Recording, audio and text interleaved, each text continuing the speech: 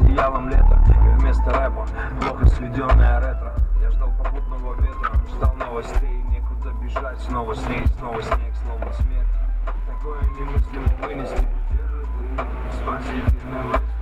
Воспоминания, как регистры на старом органе. Грани под разными углами сводили с ума рассказы про афганов, пьяного дяди. Туда же все люди гады, сиделки, бляди, пати, мать их, ничего кроме всего-то и апатии.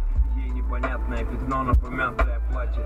Я бы им выставил счет и еще немного бати, но все ушли, а батьке уже давно плевать. Ему давно обесцветили и без того мрачную картинку, оставив замусоленную открытку с видами Рима. Безразличная гримаса, как ширма пил, всклипывая, конючил: прости меня, Ира. Она смотрела на него из 82-го на фото. Они вдвоем на фоне моря, он гасит водкой. И это лучший доктор, отвлекаясь лично, беспардонный соседский топот.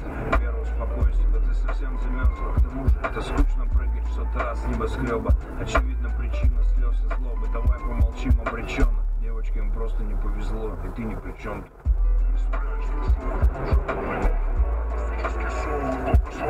Подводит это у границы, ужас, скоро утонет высотка, холодное солнце.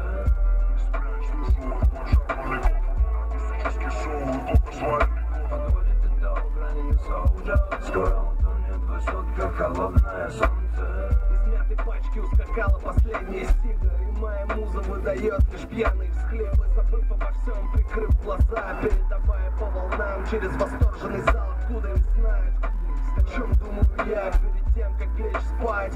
Уже дней 5, что ты творишь, 28-я весна, к чему ведешь? Ну дай хоть какой-то знак мне, дай мне понимание, стимул, молю тебя, хочу почувствовать это в полную силу.